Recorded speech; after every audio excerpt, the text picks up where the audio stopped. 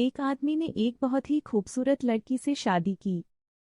शादी के बाद दोनों की जिंदगी बहुत प्यार से गुजर रही थी। वह उसे बहुत चाहता था और उसकी खूबसूरती की हमेशा तारीफ किया करता था। लेकिन कुछ महीनों के बाद लड़की चर्मरोग स्किन डिजीज से ग्रसित हो गई और धीरे धीरे उसकी खूबसूरती जाने लगी। खुद को इस तरह देख उसके मन में डर समाने लगा कि यदि वह बदसूरत हो गई तो उसका पति उससे नफरत करने लगेगा और वह उसकी नफरत बर्दाश्त नहीं कर पाएगी। इस बीच एक दिन पति को किसी काम से शहर से बाहर जाना पड़ा। काम खत्म कर जब वह घर वापस लौट रहा था, उसका एक्सीडेंट हो गया। एक्सीडेंट में उसने अपनी दोनों आंखें खो दी। लेकिन इसके बावजूद भी उन दोनों की जिंदगी सामान्य तरीके से आगे बढ़ती रही। समय गुजरता रहा और अपने चर्मरोग के कारण लड़की ने अपनी खूबसूरती पूरी तरह गंवा दी। वह बदसूरत हो गई, लेकिन अंधे पति को इस बारे में कुछ भी पता नहीं था।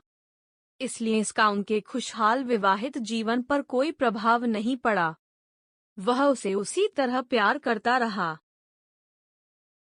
एक दिन उस लड़की की मौत हो गई। पति अब अकेला हो गया था। वह बहुत दुखी था।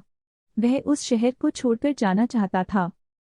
उसने अंतिम संस्कार की सारी क्रियाविधि पूर्ण की और शहर छोड़कर जाने लगा।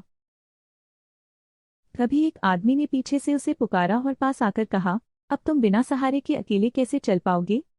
इतने साल तो तुम्हारी पत्नी तुम्हारी मदद किया करती थी। पति ने जवाब दिया, दोस्त, मैं अंधा नहीं हूँ। मैं बस अंधा होने का नाटक कर रहा था।